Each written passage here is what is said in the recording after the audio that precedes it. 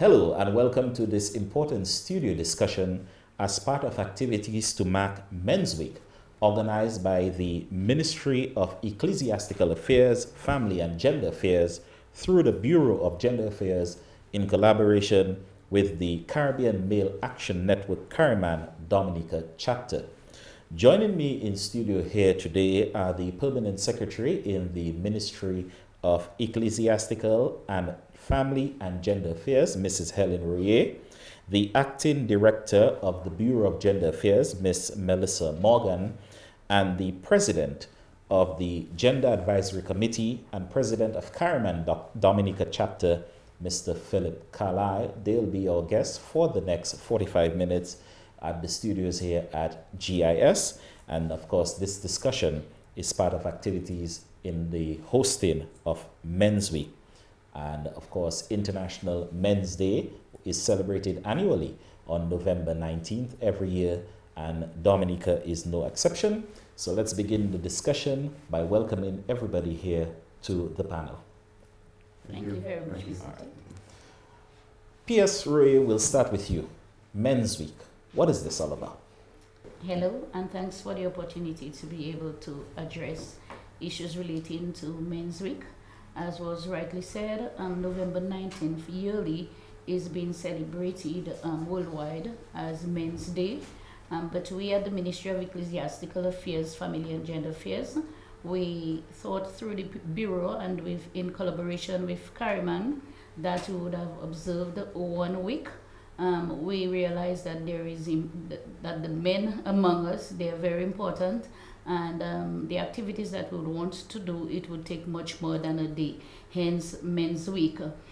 Family, as we said, International Men's Day is basically a time that is placed to ensure that we put some focus on different dimensions relating to men's health, gender equity, inequity also, and equality. We also seek to ensure that we at least identify role models, men that have done very well and need to be applauded, because we realize that a lot of times we hear a lot of negative things from the public on men, but we have good role models. And then it's also a time that you could look at men's health. So this year, the director will speak to the different activities, but I wanted to zero in on our theme, our local theme for Dominica, which is empowering men to build resilient communities. And you may say, why did we come about with this, this theme? You'd realize that the government's mandate is to make Dominica the first climate resilient country. And to have a climate resilient country, we need to have resilient men. And we believe that men are key structures, and they're very pivotal to enhancing and actually helping the lives of other people, and they can contribute to making societies and families better, and hence we could have a more resilient country. When we looked at the different issues that are relating to men, from our perspective, we realized that there are men, as I said, that have been role models, but we have noticed also, based on the research that comes from the Bureau, we have noticed, and even from our own observations, we have noticed that there are some gaps that needs to be addressed. So while we have men that have done very well, maybe in academia, in different skills, men have sent their wives to school, they have sent their children to school, but realize that there are issues too that affect them as men that can impede their ability to be resilient. And some of the issues that we have been speaking to is the area of male or men and education. We know that while services or educational services are open, and both men and women, they're exposed to the same type of educational system, but statistically we know that men are not accessing, or some men are not accessing the services readily or at the same rate as women. And that happens especially, we have statistics that indicate that we have more dropouts at secondary schools from males. We also have the increased repetition. So you have males, maybe if they were to stay at high school for 5 years, they might stay 7 years. And we have the access to tertiary education is less in male. And this for us is a concern, since our ministry is responsible for not only gender, but it's responsible for family. And to have strong families, we need to know that both men and women are accessing education and they're doing well. And we know that the Ministry of Education has been doing quite a bit to ensure that our males access education, and we have seen some increase. Unlike other years where you would see less men, you can see now that men at least they are making some progress, and we would want to encourage that. An issue that can affect the resilience of men also is that of their health. We know that from statistics, again, even our own local statistics indicates that men, they are living, women are outliving men. So women are living longer than men. We have women, there's a life expectancy of 79.5, while men are just 73.4. So that means to say that our ladies are living long. And I don't think that is the type of family structure or the community would want, because some of us will get older by just not having the male partner in our lives. So we want our men to be at least, on par with us as females. And also with vehicular accident between the ages of 25 to 44, we know that is one of the number one reason or cause of death in that age group. And that is also an issue for concern. The fact that men are not even accessing the health services, it's an issue. And hence the reason why we thought, as we celebrate Men's Week, that we would put in, a health screening, a health fair that men can come. And I think the director will speak to what will be happening in that health fair. But just to zero in on that, men can, if your health fails, then you're not going to be as resilient as you'd want to be. Because notwithstanding the plans that you have for yourself, for your family, if your health fails you, then also your plans they fail. And we realize too that the whole culture that we bring up our young boys, that is one of that of being a macho man, being a man and you shouldn't cry. Even from small, we allow our girls, since they have something hurting them, we cuddle them, we call them to our sides, and we kind of make them feel good. But the young boys are taught that, boy, you need to go and sit down, you're a man, behave yourself, wipe your face. And so men do not really feel, even the whole culture that they're brought in, they feel even when you become an adult that you have to be tough, and for you to be tough sometimes is for you to be violent, is for you to be able to just stand for yourself, and men have to stand for their children, stand for the women in their lives. And sometimes is the way that our culture, really brings up our boys. Now we have the whole perception of the public that domestic violence is a woman's stuff. But that is an issue for us, looking at our own information coming from our bureau, the registry at the bureau. Men are not reporting as much as women, but that does not mean to say that they do not have issues. Actually, emotional reports is what people would maybe say they're not feeling good about something and they feel depressed. But as I said yesterday, if a woman texts another friend and sends to say that she is emotionally depressed, or something happened to her, or her mate did something to her, was violent towards her, she is going to get support. But even men to men, that if a man would text you and tell you what his girlfriend did to him and whatever, you tell him, man, be a man. That is not a story to talk about. So that kind of stigma that is attached to men maybe talking about what happens to them, it's an issue. And I think even with our gender policy that we have a draft, and we are actually reviewing that draft, we believe that will, kind of take at least address some of the issues that is happening. And the whole stereotyping of men as being the violent people and the people that are responsible for domestic violence, this in itself, it's not good, because their whole perception of masculinity is changed because of the way people perceive them. So if people think already that you are dangerous, you are armed, so you have to behave armed and dangerous. So I think we as the public, during this week and going forward, we would really want us to look at our men differently. As I said from the beginning, they're good men, they're men that have done very well, and we want to support our men, and I think we need to do that, support our boys. And even yesterday, if you listened to the youth officer, where he was unable to be here with us today, but he spoke to the whole issue of empowering these young men, helping, making sure that they have somewhere that they can go to, somebody they can talk to. I know in times past you used to hear men talk about men's scout, and that was one of the avenues where the men, could have, released their energy and they could have discussed their issues. And I think at the Bureau of Gender and the ministry, that is the type of thing we would want to support, and we give full support to the Bureau.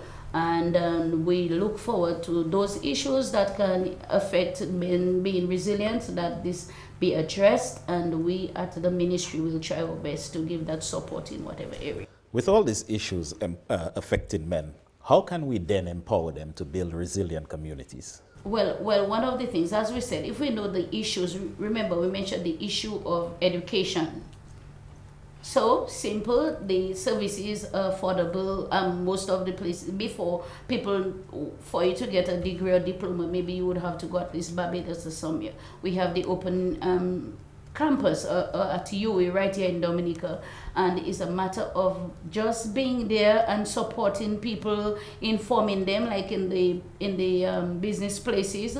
Most of the times, I do not know for other areas, but we do get the advertisement for short courses and diplomas, and we send it to all our staff in our ministries. And I know most ministries, most PSs, they would do that. We would encourage the business areas to do the same thing, and to give support. So if you know a young man is doing a course, allow him the time, maybe if his class starts at 4, that he can leave, at 3:30, and those type of things we can do. The issue of stereotyping is something that we can do almost immediately. You do not have to plan or practice not to stereotype.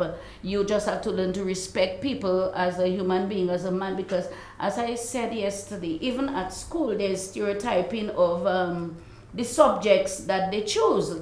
If a man chooses to do cooking or nutrition, he is termed as not being a real man. Why do you want to cook? But the man, that is what he might want to do, culinary arts. He might want to be a chef, and he might want to work on a tourist boat. So I think the stopping that stereotyping and allowing people to make choices that they think that will make them more resilient, because we realize with the dropout at school especially, the impact is that if you do not have people that are very qualified, men that are very qualified, then they cannot access very good jobs, and then that means to say socioeconomically they will be affected, and that means to say if a man who is the breadwinner of the home is not working, does not have a skill. And when I talk about being qualified, not just in academia, but the person likes, maybe the person wants to do plumbing, they're a chef, they cook, they're a bus driver, they're a tour guide, whatever they choose to do, if they are on the road and not working, then that means to say some child will not be able to go to school, some child will be without breakfast, and we know all this prevents you from being resilient. So resilience really is the ability for you to bounce back from a difficult situation. And we know we speak about climate change, but it's not just climate change. We have in our own personalized things, like what I mentioned, that will deter you or impede your ability to bounce back. But if you have the skills, so if we have skills training, like the youth skills training, people can take advantage of that, making a difference, deciding on your own self as a man that you may be late, but you can still go back to school, you can still go and learn to do plumbing. And even at our ministry, I would want to advertise that the adult education department falls under our ministry, and that is one of the areas where people who have not gone to school or have dropped out or are late, they are given a second chance. And And we saw just even lately, we had 14 persons from the prison sat the exams through our CSEC program at the adult education. They also have been doing skills like plumbing and electricity. So I think there's always a place that a man can get that skill set or that education that will help them to build up their skills to bounce back. And counseling, because realizing the area of health, which maybe I did not mention, but you know, depression is one of the issues that men suffer from. Yesterday the counselor told you that that is because men hold everything to themselves, so sometimes they get depressed, and we see the whole psychiatric disorders and mental disorders, and maybe their delinquency, what they end up doing, violent stuff and involving in crimes. So I think we have good role models already in the community, at schools, in the youth groups and different areas. And I think maybe Mr. Carlisle, when we reach the Cariman, they would maybe talk to how to men in the community can help each other too. I'm glad you mentioned Mr. Carlisle, and before we get to Ms. Morgan, Mr. Carlisle, with all the issues affecting men the Permanent Secretary has described, would you say that our men are in some sort of danger and need some special attention going forward? Unfortunately, men are becoming an endangered species. Okay. That's unfortunate. The PS is right. There are lots of issues that mitigate against men's progress and process in the general aspect of living, of life.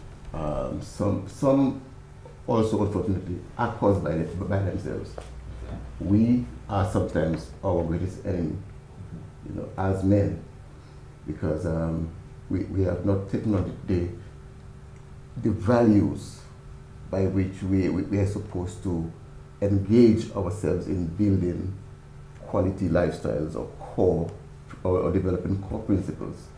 Mm-hmm. There is like a vacation. We are not like a vacation. We have a vacated rules. Mrs. Ray said in terms of education. Yeah. If you look at the present climate and the way that men generally behave, they are elated over dropping their wives or their girlfriends to UE. Mm-hmm. You know, you drop them off. They go to some game or sports. Mm-hmm. This young lady is in the learning system, you know, and so you would find that without we engaging in the elevation of ourselves in a wholesome manner, right? We are generally will be on a decline, because we may not be able to keep up to the demands that the 21st century requires from us if we're not educated. So do all men have special needs? Are you saying that the men have special needs then going forward? Men do have special needs. Unfortunately, most of the special needs that men have, they themselves, all right, they either behave ignorantly, do not recognize it, do not pursue it, feels a sense of macho-ness that causes them to suppress their needs. So they express themselves in the public like men who have no issues. Okay. But in essence, in the depth, the core of their life, all right, are so many issues that after some time, it manifests in their behavioral patterns. Mm-hmm. to themselves sometimes, to their children, to their spouses, etc. Because once something is suppressed, there comes a time when it explodes. And it can explode in so many different ways, including ways that this individual may not even realize. You know, so yes, they do have special needs. So, Ms. Morgan, the acting director of the Bureau of Gender Affairs, what are we doing this week in observance of Men's Week that can help men, empower them to build resilient communities? Thank you, Daryl, for the question, and happy International Men's Day to you. Thank you. First person to wish you that. Thank Thank you. Before I get to your question, I just want to give a little background on the Bureau. Yes. In 2006, the government approved the National Gender Policy. And one of the policy measures in that gender policy was a name change from the Women's Bureau to the Bureau of Gender Affairs. And at that time, what the government wanted to do was to approach gender equality in a more balanced way, putting more focus on men and men's issues, and place greater attention on emerging male issues as the world changed. And since that time, we have been trying to engage men more and more, because there is still a connotation. People still come to the office and say, is this a women's bureau? And we're looking at this week to kind of change that as a start. We want to be known as our right name, the Bureau of Gender Affairs, as we become more welcoming and we take on more male issues as we go forward. In terms of International Men's Day, it's built on 6 pillars, and we try to frame our activities this week so that we cover each and every one of them. So some of the pillars include promoting positive male role models, celebrating men's positive contributions, a focus on men's health and well-being, highlighting discrimination against males, improving gender relations and gender equality, and of course to create a safer and better world. And this week, we're looking at trying to achieve this, promoting positive male role models, focus on men's and health well-being with the activities that we have planned. So I will speak first on the most present activity, which will be tomorrow. We'll be actually having a health fair for men. As the PS alluded to earlier in the discussion, locally, our statistics show that women are outliving men. And health screening is an important part of disease prevention. And this is what we are looking at tomorrow, engaging our men to engage in more healthy practices, regular checkups, checking their blood pressure, their glucose, because non-communicable diseases is a threat, not only for men, but not only in Dominica, but regionally, globally. And tomorrow, we will encourage men to come. We will be at the government headquarters building on the ground floor, so it's easily accessible. So most men would already be in town for work anyway, so we encourage them to come. There will be, as I said earlier, glucose testing, high blood pressure testing. We will also be having dietary counseling, so we will be having healthy nutritions present at this Healthy Lifestyles Corporation. Mrs. Prevost will be there, Mrs. Priscilla Prevost, who is the CEO of that organization and a nutritionist, because in order to build resilience, we need healthy men. And healthy men eat well, eat well. So we need men to come. We'll also be having other information sharing on health, diseases, and we'll also be talking a little bit about domestic violence from the part of the Bureau of Gender Affairs. As the PS spoke about earlier, men are also victims of domestic violence. At the Bureau, we collect statistics on gender-based violence. And although the men are in the minority, we know it's because they don't report. There is a stereotype that men are not abused. While conducting research in preparation for the update of the National Gender Policy, a lot of men said, approaching people to tell them what they had been through, they were called names. Names like Sisi, they were laughed at. So it's not something that we don't have a welcoming nature to allow men to report these types of abuse. And when you look at the statistics of men who actually do report, you realize that there is a higher percentage of men who report emotional violence. And that can include a wide range of things, which the PS spoke about earlier, so I'm not going to get into. But belittling, cursing, especially in the home. So we will be looking at that tomorrow. And also tomorrow we'll be having a panel discussion at the UE Open Campus in the evening from 6:30 p.m. And the topic of the panel discussion will be the same as our theme, empowering men to build resilient communities. Because with the government's thrust to build a climate resilient nation, as the PS said, we need resilient men. And we want them to be resilient in different areas, in health, in the church, in the family. What is the role of the man in a family? You know, how does the contributions of men to community and family as a country lead to a resilient nation? So we will be discussing that tomorrow. You know, what we've realized, we need more male allies. We need more men to join us. We need resilient men. And as I said earlier, these activities are male-centered initiatives because we need men to help us build sustainability, to help us build resilience. And we're hoping tomorrow that when they come, they can engage. We can have not only us talking, but they engaging as well. So we're looking forward to both activities tomorrow, and we hope to continue raising awareness via the radio, via the television, all throughout the week. I know the PS and Ms. Morgan are speaking from their positions as Permanent Secretary and Head of the Gender Bureau, the Bureau of Gender Affairs. But are men sticking up for themselves? This is Men's Week, and it has been mainly ladies talking about empowering men and doing more for men. Are men sticking up for themselves? Well, actually, for tomorrow night, we will be having a male representative from the church that will be talking about how the church can help build resilient families and men.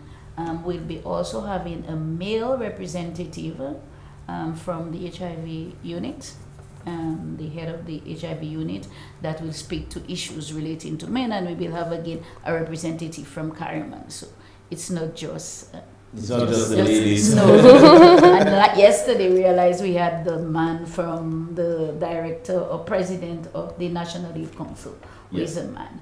But we said, as we need to reiterate, I think that the whole society needs to start looking at things that relate to men differently, to allow them an opportunity to be themselves, because I think there's a lot of nagging and too much negativity, and I think that is one of the things that will prevent men from really taking their places.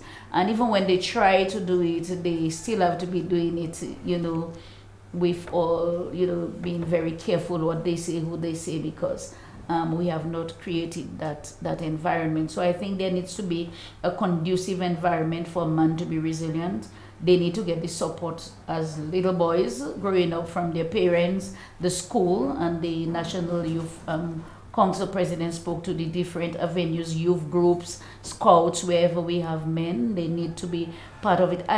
You know, in Dominica we have changed a bit, because we'll see our young men being sent to karate groups, and I think so. I don't think it's all bad that we have not made we have made progress. We just think like everything else, because we are talking about men now, we are talking about the male gaps. But we also have gaps with the female. We have things that women can do and do better. We have women that do very well and women that have not taken their rightful position. But it's just that this week we are zeroing on men. And I think it's just like a child. If you always tell your child she is very bright, she looks well, she's pretty, it doesn't matter how anybody would try to change it. She believes in herself, and the self-esteem of our young men and our older men need to be, you know, they need to be empowered. They need to start thinking better of themselves. And I said sometimes we have to blame even our parents, because we allow our young boys to dress any way. They can have their pants dropping down, they can dress and do not pass cream on their hands, it wouldn't bother you. But for your little girl, it's like everything, you must be looking, you know, up to it. I think that the whole thing. And if a man is looking well dressed, you know our connotation, you know what we think, what we say. If we see a man is taking care of himself, we already have a meaning to a man. So I think it's the whole culture, Mr. Tate, that needs to be changed, and that the schools, we have to do it. We have to allow men a time to speak, because a lot of times, because maybe of their nature, a man will always be a man. And as Mr. Carlisle said, men have different needs than women. And because the roles of men have changed. Before, men were just supposed to be breadwinners, so they don't mind, even if they have to bring $400 to the home, the family would be contented, because the woman would have been home to take care of their little boys and their little girls, to make sure that they are taught manners and ethics and whatever. Now the roles have changed for many reasons, for socioeconomic reasons. People move out, so I'm in town sometimes. So if I am here in town sometimes, let's say I don't have small children, but the type of work I have, I have less time to do things that I would want to do, and that is the case for many of the women. So you find if our men, you know, they do not get that kind of support from very early, and the things that have changed, roles have changed. Women are no longer just housewives. Actually, the housewives do not even feel very comfortable saying that they're housewives. You know that in our kind of whole, the way we look at things. So a woman thinks that if I'm at home and I'm taking care of my children, that I'm not really working. So that is another issue we could debate. But when you look at the children coming from the homes where the parents are there and taking care of them, you can see the results. And men know they have changed, so we have to applaud our men. Some of our men are actually home taking care of the children while the women are having their jobs and looking for career. So I think there needs to be an unbiased perception of men and what they can do. That is my personal views.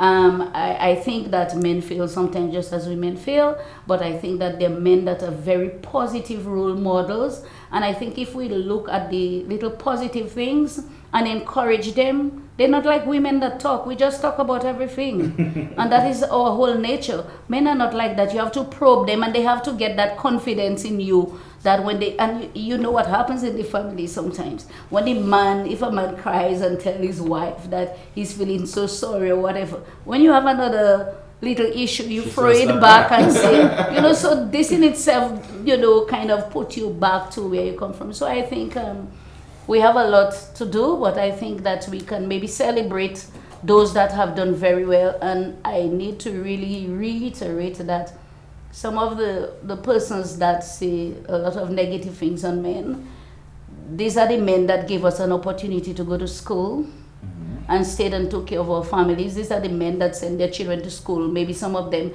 just using a cutlass, being a farmer, and then you have a lawyer. To be a farmer and to send a child to school in those days on your own is difficult. So we cannot just, we need to give them some kudos and tell them, encourage them to work on the areas where they're weak and so it's build not the all, families. it's not all that. No. So what is the Bureau doing to build the self-esteem in our men?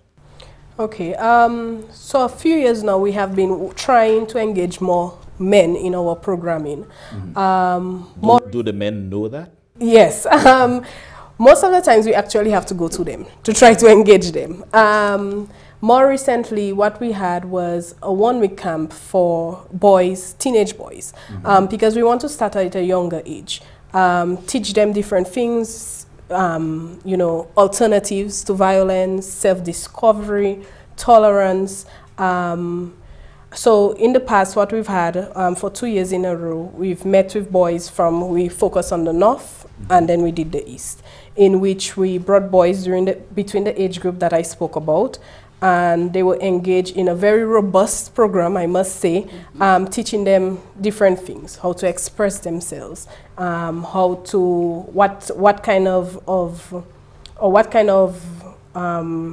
can they do to express themselves differently, alternatives to violence. And I must say that it went very well. We still keep in touch with the boys even today, after almost a year after the program has passed. More recently as well, in collaboration with Cariman, we did Barlime, where we went both on the north and the east, where we visited different bars and spoke to the men, and it was very well received. They didn't want us to leave.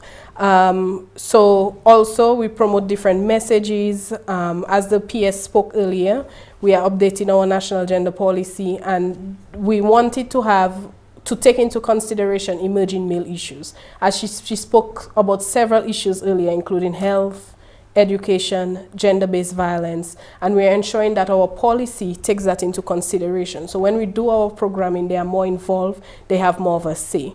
After Hurricane Maria, we did visit a few groups on the ground, and we had only male focus groups. And it was very interesting to see how men dealt with the disaster. Not only dealt with the disaster, but also took in the messages that a hurricane was coming. So this is also very important for us as we go forward. You know, I'm sure most of you had seen it in your homes as well, where the women were busy trying to do things. Some men was like, it's just a storm. It's going to pass. And we found that a lot in the communities. Although I saw it in my community as well, but seeing it in the focus group and actually doing the necessary research to see that how different men, you know, how they react to certain things. So are you trying to say that our men are probably too laid back? I wouldn't say that, no. What I would say is that they take it differently. Okay. The way that they respond is different than us as women. It's not laid back, it's just maybe they feel that post the disaster they're more likely to recover, or they don't necessarily, maybe the way the messages are framed, it's not directed to them. But it's not a matter of laid back. It was also interesting to see how some men responded to Maria, Hurricane Maria, although some of them were able to hop right back into the daily operations, you know, finding jobs in construction, in plumbing, in electricity. It was also interesting that some of them, they did not know how to deal with the emotion of losing everything, you know, because we are speaking of heads of households, able to bring in an income into their home, and now they have nothing. How do they deal with that? You know, it was a new feeling for them, and some of them just decided to leave it alone, because they were not like us, as PS said. We speak a lot, we talk about everything, and our men are not used to that. And I think it had a very heavy emotional impact on them that they were unaware of how to deal with it. So going forward, we want to address issues like this. How do we deal with this? How do we provide psychosocial support for men after disaster? All this has to do with resilience. How do we get men ready in case of an impending storm? How do they prepare?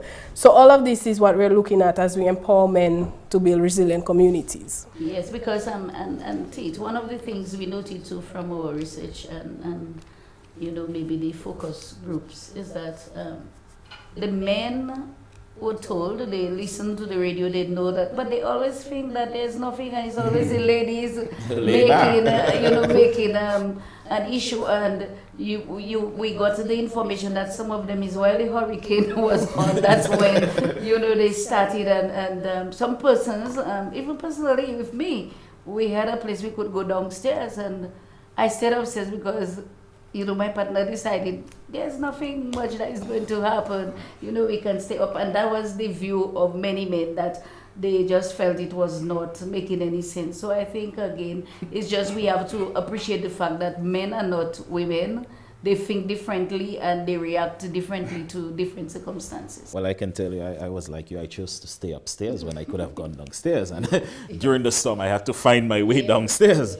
But we have been discussing here for the past few minutes. We're going to take a break now. And when we come back, I'd like to ask the gentleman here, are the issues affecting men unique to Dominica? We'll be back right after this. Men are strong and able, keep our family stable. Men. International Men's Day, we observing our men. Men. Male empowerment, let's encourage our men. Men. Join us in Men's Week. Men. Let us lead, take back our place. Our place in society, come check your health. Come test your blood, come test your sugar, and test your pressure. Cause the men, they are the key to strong the communities and our family. International Men's Day, we observing our men. Men. Male empowerment, let's encourage our men. Men. Welcome back to this special panel discussion as part of Men's Week, organized by the Ministry of Ecclesiastical Affairs through the Bureau of Gender Affairs in collaboration with the Caribbean Male Action Network Cariman Dominica chapter. My guests here today are the Permanent Secretary in the Ministry of Ecclesiastical Affairs, Family and Gender Affairs, Mrs. Helen Royer, the Acting Director of the Bureau of Gender Affairs, Ms. Melissa Morgan, and the President of Cariman, Mr. Phillip Carlisle. Mr. Carlisle, before the break, I asked you this question. Are the issues affecting men unique to Dominica, or is this a Caribbean thing? And after you answer, I'll tell you why I'm trying to say that. Okay, just before I answer, it was really interesting sitting back and listening to the ladies. Discuss men, huh? Discuss men. Myself. I mean, amazing. So where are men in the discussion? Well, that's the very reason why I said earlier on that men are apparently an endangered species. Okay. Women have to come out and fight for us to be men. But I tell you what happened. What happened? Globally, in recent years, there has been much focus on empowering women. Yes. Right? Rightly so. Rightly so. But I think somewhere along the line, in our endeavors to empower women, right? Yes. Men vanish from the scene. But that's a Dominica thing, because women are still facing problem globally, which I don't think are the issues for women in Dominica. Because when I listen to the news globally, I still hear women complaining of not receiving equal pay and not being placed in jobs if there's another.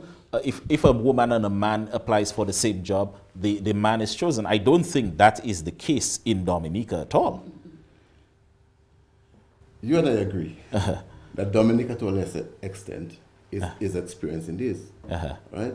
And probably Dominica is really unique in terms of that. But it does not mean that the underlying issues are not still existing. Okay. Okay. For instance, talking about men in terms of the challenges that they face and the uniqueness, the uniqueness where it relates to Dominica, right? We do as men, we do demonstrate a lot of complacency. Okay. Right. And hence part of the reason why you find that there is a more progression or more a greater tendency to react to issues by women, in terms of salvaging, defending, protecting, which is the role of a man for the most part. Yeah. And had some of our women not been proactive during the recent disasters, probably it could have been worse for us. Then issues we also have the issues of some men were never really able to find themselves in their early child development, right? They were brought up primarily as having their mom or guardian in the house. There was the absence of fathers, so you had no father figures. They would have had to look to other men, and unfortunately, whilst looking for other men that you can continue your life on, you yourself get pleasantly surprised or discouraged because what you expected never materialized.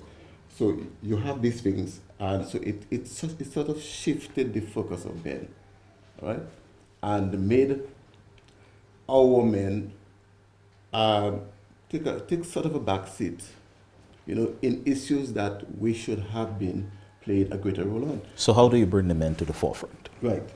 So there were several surveys, and one of the things that we realized is that, unfortunately, bad habits in us can become so, what's the term I want to use? Chronic. Okay. Chronic.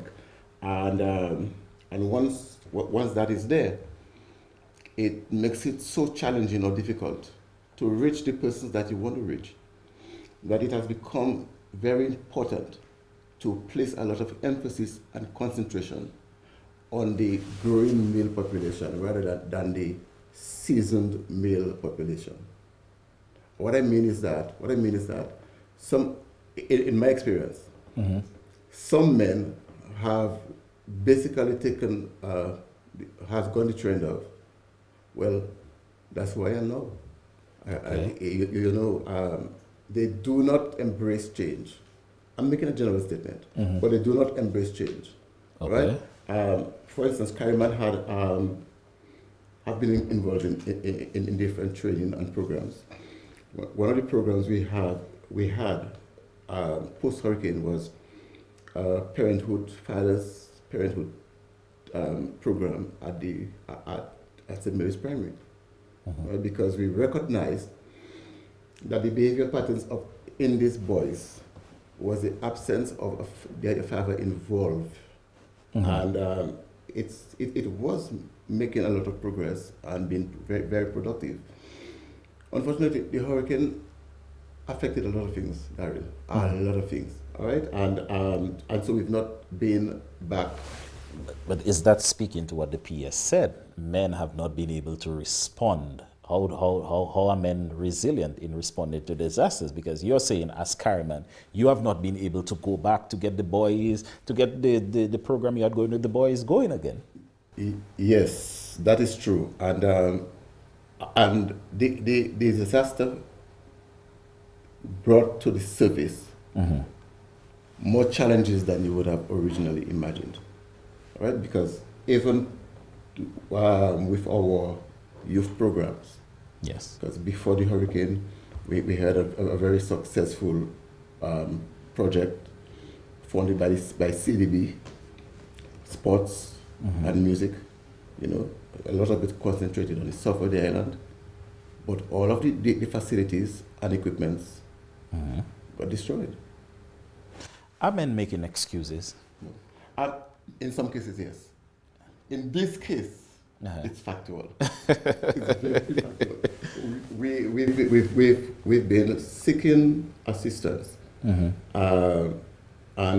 some of it is forthcoming, but the pace is slower than originally anticipated. As a matter of fact, presently we are engaging a New York-based group that is collaborating with the Ministry of Gender Affairs in Antigua, Ministry of Gender Affairs and Ministry of Health, in terms of developing strategies for building men and making men protectors of the community, of the boys and of the families. This group I've been engaged in discussions with them, and towards the end of this month, we anticipate we will be having 4 days of training. You know, covering a wide sector of men and boys' lives, including seeking to elevate men's role in taking their children to school. You know, and so on. And we expect out of that men will begin to find, some men will begin to find their way into inculcating the values that we once knew inside of our society, and hopefully by so doing enable them to become more resilient in their approach, in their determination, in the whole issue of becoming men that can be dependable. And you know, we speak about the whole issue of resilience, and we recognize that quite a number of things mitigate against person's ability to be resilient, like the health, as was said, the practices, you know, the community unison of policing that we've lost. These things have the more a community or people are separated or segregated, the weaker they are. All right. So strength will always come out of oneness or unison as we work together for common goals. Ms. Morgan, the Bureau of Gender Affairs, I thought it was the Bureau of Gender Affairs for quite a while. I was made to understand it was only 2009. But is there a special focus on men, a special desk, a special officer, a men's officer, a women's officer, or that sort of thing? Does the Bureau have that? Well, over the years, what we've tried to do is include at least one male on staff that will take into consideration male issues and be responsive to males when they walk in. However, one of the recommendations that we have put forward is to establish a permanent men's desk in the office, putting forward so that they can deal more specifically with programming, targeting men, counseling for men. But more recently this year, we have added on a qualified counselor who also provides free counseling to males. Are they taking advantage of that? Some of them do. Some of them do. So we have been, trying to engage or put into place different initiatives that kind of brings more males to the office. So in response to your question, yes, we have had a male officer which would reach out to males on the field, and one of the recommendations put forward is to establish a men's desk. So PS, as we wrap up, where do we go post Men's Week? Okay, well, Daryl, one of the things as I would maybe say again is that although we say that men are not empowered and some of them are not taking the rightful places in society, I think from inception, some of the services, we must agree, they are not men-tailored. A lot of services, I mean, we talk about a woman visiting a clinic their lifetime. So naturally, it's not because of any person doing it, but a woman, you go to clinic when you're a child, between 11, 12, when you're starting to puberty, an adolescent, there's an adolescent health program, there's a child health program, there's a maternity program, there's a family planning program. You have, so you have a lot of services. You have screening for women. But lately we have realized that there are other things like men's screening. We know some of the areas where they meet people on the block, they do it. So I think going forward, I think we need to be able to provide more men-tailored programs. So just as a woman could go to a clinic for a postnatal or antenatal clinic, that we could have a special men's clinic where the men can feel comfortable to go. And we would have to change our strategies too, because men do not like that whole thing about going to a clinic. It associates with you being sick. So maybe a thing like a wellness thing for men. In our own department, as the director spoke to, we are thinking, we are just drafting something and discussing how we can make have a desk where we can address men, so they know they can come directly for that service. Because I think that is what that is lacking. I think men are accessing, but it's not tailored really to meet the needs of men. So the whole issues of different roles and gender roles, I think we need to do a lot of public education. I think going forward, that is where we would want our ministry, and we would not have a men's week every week, but I think education has to be continuous. And I think maybe we have to change the approach of just maybe coming on the radio or television talking, but meeting men on sports days where you have a big football match, where you have whatever, and going on the bus stop where you have the bus drivers, because you do not need a long hour to speak to a man about doing a blood pressure, or why you should do it, or why you should check your prostate or cholesterol. So I think encouraging them to to access the services when they are there. So you realize that move forward would mean a multi-sectoral approach, not just our ministry, because we are just dealing with the family and gender issues, but we mentioned education, mentioned health. So there is going to be in future more linkages with the different departments that deal with other aspects of men going forward, so that we have a proper program that men can access. Well, we are coming to the end of this discussion. We are going to ask our panelists here, the Permanent Secretary, the Director of the Bureau of Gender Affairs, and the President of the Gender Advisory Committee and President of Cariman, Mr. Carlisle. We'll start with Ms. Morgan. Your final words here on the discussion. Well, thank you, Daryl, for having me. I would like to encourage all men to support the activities during Men's Week, and not only for this week, but in the long run, as we try to engage you more and more. As I stated earlier, we need you men to build resilience, to build sustainability. We appreciate the role that you play in community life, family life, work life, and we hope that you can be more enabling and continue to play the great role that you're doing. Thank you. Okay. Yes, well, just to say that we were really happy that we could put in a week of activities, and we're looking forward to your support for tomorrow's activity. the screening and education. There are some little surprises that we wouldn't speak about. You will see it when you come in. And then tomorrow night we are asking groups and men and the churches to send their representatives to the forum, and we implore your support in the other programs that we'll be planning in the future for men. And Mr. Carlisle, as the man, you get the final word. Thank you. It was indeed a privilege to be on the program. And in ending, I am so pleased that we could be here. What I hope we will be able to do in the not too distant future is not only plan programs and speak about the program, but develop them in such a way that consistency and continuity can be maintained.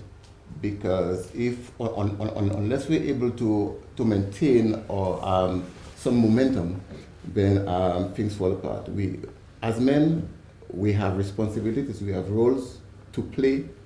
There are negativities, but we have uniqueness and some very good role models. I appeal to you to take your place as a man inside of a society who desperately requires your assistance, your strength, and let's do our utmost to elevate ourselves, and by so doing elevate our boys and our girls, our wives, our children, our general community, and help this country progress successfully. Thank you for joining us on this special discussion as part of activities in observance of Men's Week 2018, of course, International Men's Day celebrated every year on November 19. I'm Daryl. I thank you for joining us.